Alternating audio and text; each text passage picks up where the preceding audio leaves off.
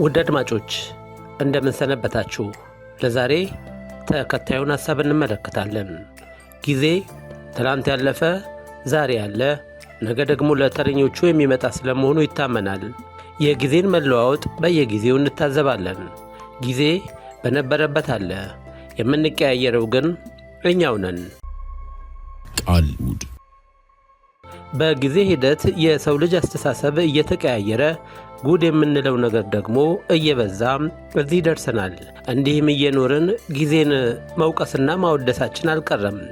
በዘመናት ሂደት በትውልድ ከፍታ የተፈረጅን እኛ ዛሬን ደግሞ በትውልድ ዝቅታ ውስጥ ዝቅ ብለን ልንኖር ግድ የሆነበት ጊዜ ላይ እንገኛለን። በሕይወት የመኖር እስትንፋስ ውስጥ ከፍና ዝቅ ማለት የማይቀር ቢሆንም ሁልጊዜም ግን በተመሳሳይ መንገድ መኖር የሚከብድ ይሆናል። ዘመንን ለመኖር እማኝነት መጠለያ አድርገን ስንሰፍር በተለይ በዚህ ወቅት መከራችን በዝቷልና የሆነ ነገር እየጎደለብን እንደሆነ መናገር ይቻላል። ከተሰራንበት የማንነት ደርዝ ተንሸራተናል። ጥፋትን እያበዙ በችግር ወላፈን መገረፍ የ40 ቀን ዕድላችን የሆነ ይመስላል። የጅምላ ኑሯችን እነሆ በዚህ ወቅት ጅምላ ተወቃሽነትን አፈርቷል። ከአንዳችን ስህተት ሌሎቻችን አንማርም። በመላው ዓለም በዳቦ እጥረት በረሃብ አለንጋ የሚገረፉ በርካቶች ቢሆኑም መላው ዓለም ግን ለተራቡ ዳቦ ለማቅረብ ሳይሆን የጦር መሳሪያ በማምረት ሰው ለመጨረስ በትጋት ይሰራል። ዓለም በተገላቢጦሽ አስተሳሰብ ከላይታች ይዳክራል። ለተራቡና ለተቸገሩ ምላሽ የሚሰጡ የሉም። በየሀገራቱ ተስፋ አስቆራጭ ነገሮች እንጂ ተስፋ ሰጪ ሁኔታዎች አይታዩም። በዓለም አቀፍ ደረጃም ሆነ በሀገር አቀፍ ደረጃ ከሰላም ወሬ በላይ የጦርነት ጉዳይ አሳሳቢ ሆኖ ይነገራል።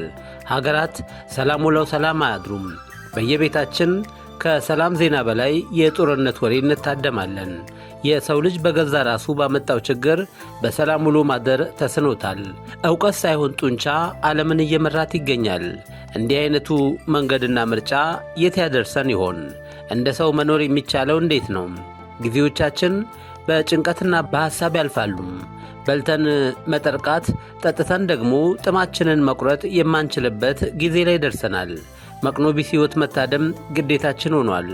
የሚያልፍ ጊዜ ሳይሆን የማያልፍ ጊዜ መታደም ዕድላችን የሆነ ይመስላል። ሰርክ ከላይታች እንዳክራለን።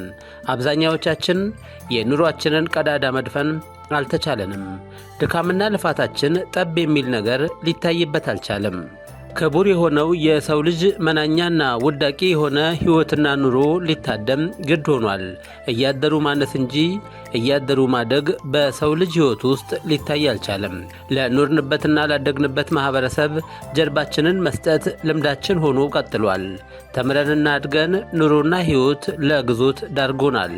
ሰው በመሆን እሳቤ እንራመዳለን እንጂ መድረሻችንን ግን አናውቅም።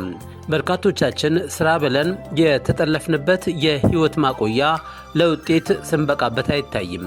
የመኖር ተስፋችን በተበተነ ጉም የሚመሰል ነው። ወሬዎቻችን የመከኑ ናቸው። ደስታችን ሕመም አለበት። ሐዘናችን በለበጣ ተሸፍኗል። እንደ ሰው መኖር ሳይቻለን የሕይወት ዘመናችንን በመጥመንመን የምናሳልፍ ስፍር ቁጥር የለንም። እውነትን ቀብረን ለሐሰት ማደር ከጀመረን ከራርመናል።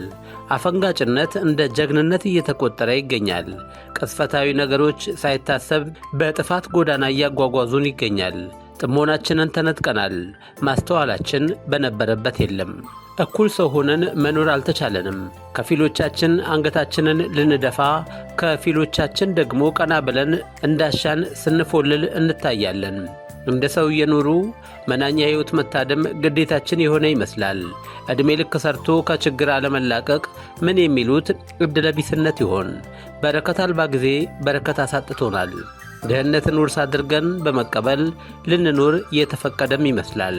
ለወጉ መመገብ፣ ለወጉ መልበስ፣ ለወጉ መኖር ጊዜያዊ መገለጫችን ከሆነ ከራርሟል። በሥርዓትና በወግ መኖር ተስኖናል።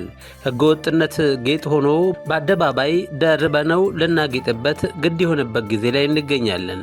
በእንቅርት ላይ ጆሮ ደግፍ እንደሚባለው በድህነታችን ላይ ሕግ ተላላፊነት ተንሰራፍቶ ኑሯችንን ገሃነም እያደረገው ይገኛል። መስሎ አዳሪነት ተንሰራፍቶብናል። ሆድ አዳሪነት ምርጫችን ሆኖ ይዘወተራል። ሰው ከመሆን ሚዛን አበስተን ጎለናል።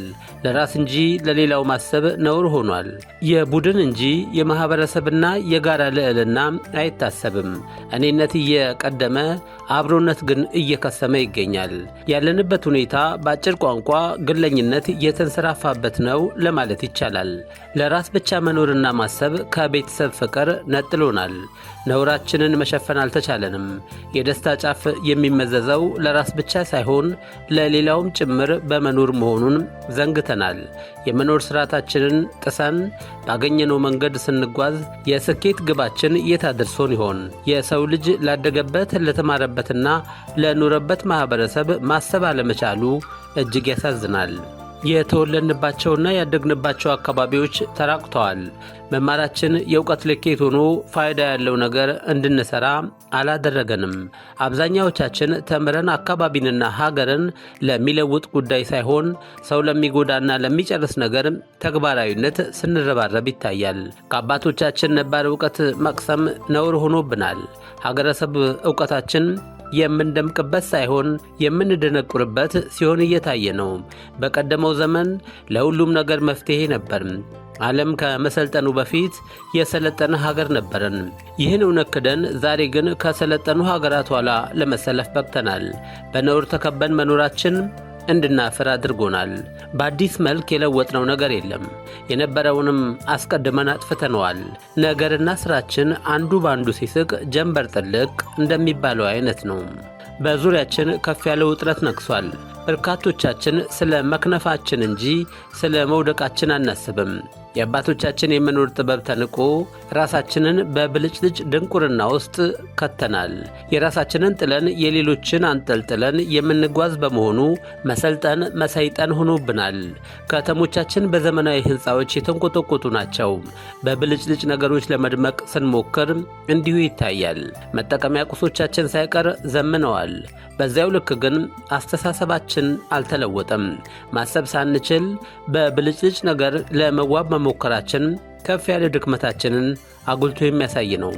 በድንቁርና ምንጣፍ ላይ እየተረማመድን መሰልጠናችንን ስናውጅ ያላፈርንበት ምክንያት ምንድን ነው? ሀገር አሳቢ አእምሮ ያስፈልጋታል። በስሜት ሳይሆን በስሌት ልንኖር ግድ የሆነበት ጊዜ ላይ እንገኛለን። የአንድ ክፍለ ዘመን ሰው ከወዲያ ወዲህ እየዋለለ በአግባቡ ሳይኖርበት ጊዜውን በከንቱ ማሳለፉ ምን የሚሉት ልክፍት ይሆን? እንደ ሕዝብ ለሀገራዊና ለማህበረሰባዊ ጉዳዮች ትኩረት ማድረግ ይገባናል። ሀገራዊ ሴቶቻችንን ጥለንና አጣጥለን የትም ልንደርስ እንደማንችል መረዳት ይገባናል። የጠፋውና የተበላሸው መንገድ በፍጥነት የማናድስ ከሆነም ያለንበት ሁኔታ እኛንም ሀገራችንንም ከማጥፋት የማይመለስ መሆኑን መጠራጠር የለብንም። የውድቀታችን መንስኤ እኛው ነን። ካሉታዊ ነገሮች ለመትረፍ የሚደረገው የትንሣኤ ጉዞም ሊሳካ የሚችለው በእኛው በራሳችን ነው። ለወለድናቸው ልጆች የተበጣጠሰና የተበታተነ ሀገር ላለማስረከብ ዛሬ ላይ መፍትሄው በእጃችን መሆኑን አውቀን ልንሰራ ይገባል። ውድ አድማጮች፣ ለዛሬ ያዘጋጀውላቸው ይሄው ነበር። እንደተለመደው ከስንብቴ በፊት ግን እንዲህ ብዬ ላብቃ። ከመጥፎ ሰው ጋር ጥሩ ውል ማሰር አይቻልም። ወንድዬ ካሳ ነኝ።